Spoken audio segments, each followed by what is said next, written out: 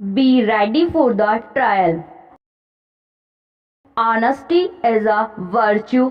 Stop. An honest man is a man of high character. Stop. Honesty always pays in life.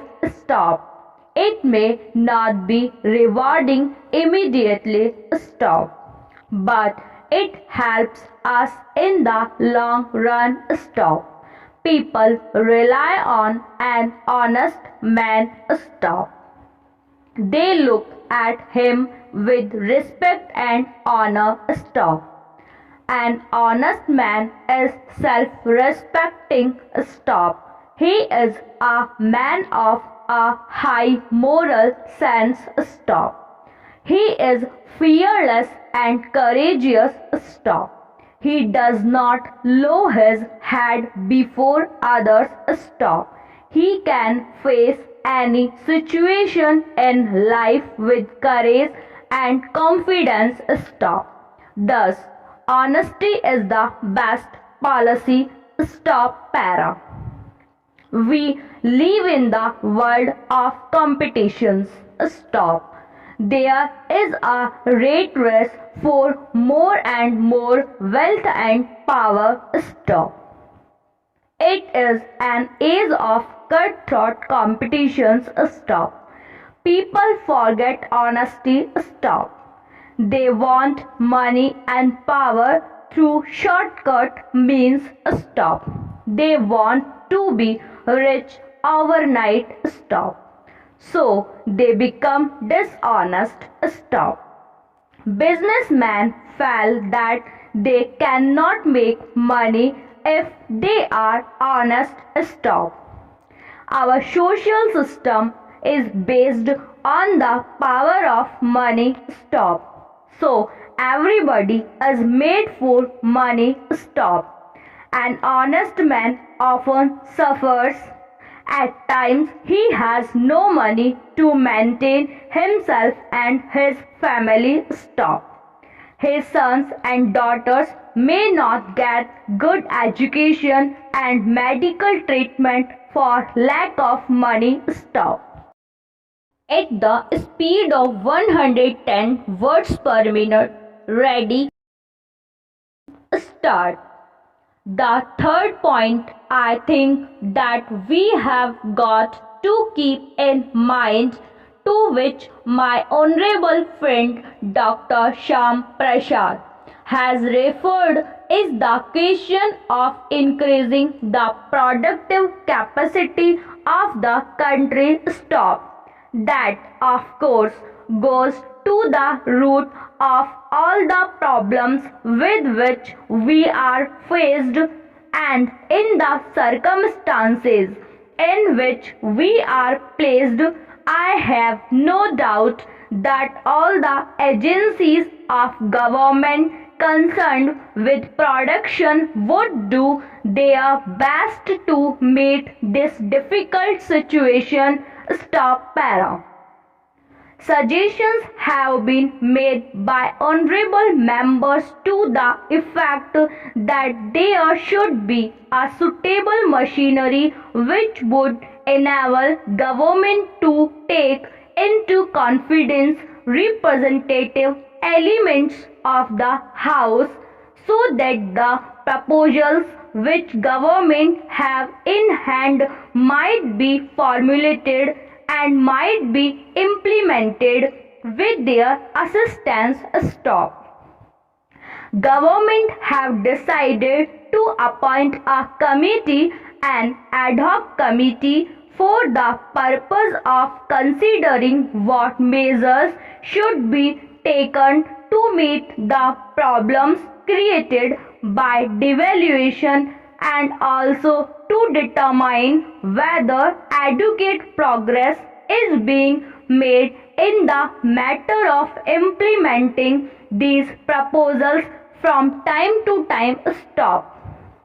Government have accepted the proposals made by honorable members to that effect, and I hope with the approval of the Deputy Prime Minister to make a very early announcement of the composition and terms of reference of the committee. Stop para. There are just one or two other matters that I want to refer to. Stop. There has been a great deal of reference during the debate to the question of our relation to Sterling. Stop.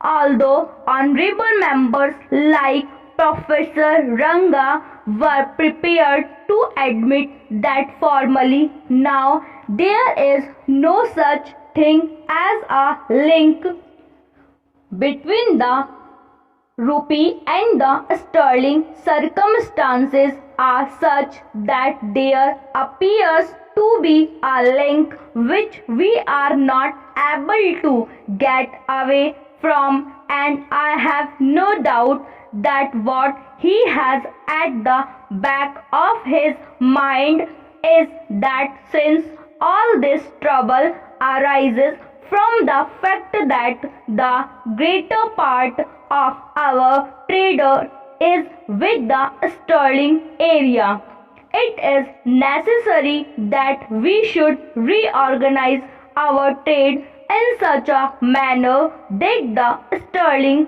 area will not dominate our foreign trade to the extent that it does now. Stop.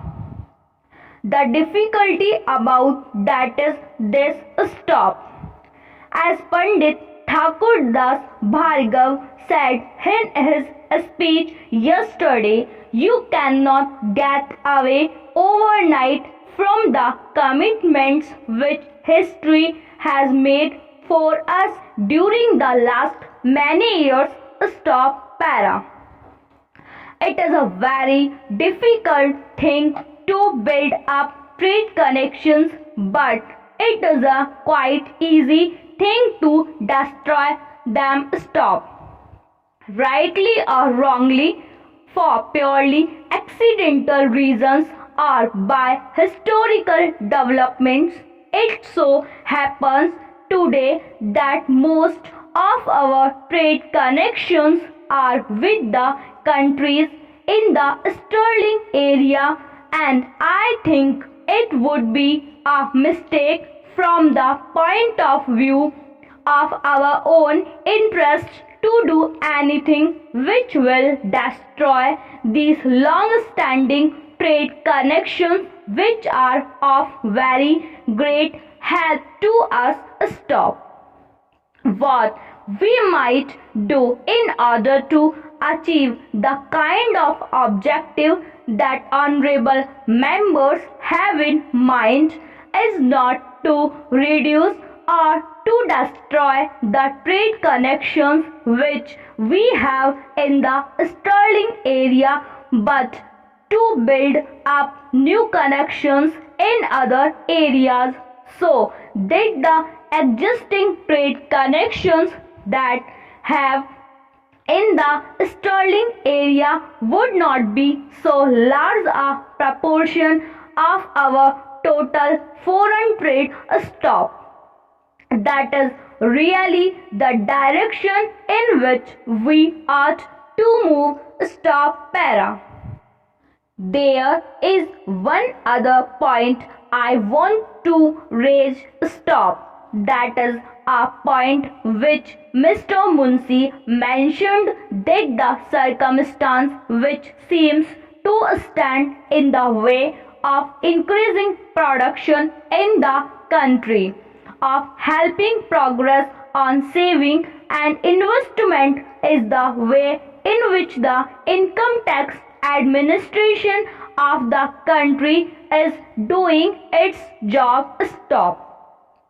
I have been in very close touch with the subject because of representations I have had from various quarters, and my own feeling is that the officers of our income tax department, engaged as they are in an extremely thankless job are trying to do their best in order to bring about a better tradition in this matter. Stop para. I have for some time felt that one of the difficulties of our income tax administration is that we have not yet been able to establish anything like a satisfactory liaison between the income tax administration and the public with whom that administration deals. Stop. In other countries, I think there has been a great deal of development by research in the matter of cultivating satisfactory relations between those who collect income tax and those who pay it. Stop. It is one of my objects at present in regard to the question of income tax that we should have some of organization which will give our officers in the income tax department the right attitude with regard to the question of dealing with the public. Stop.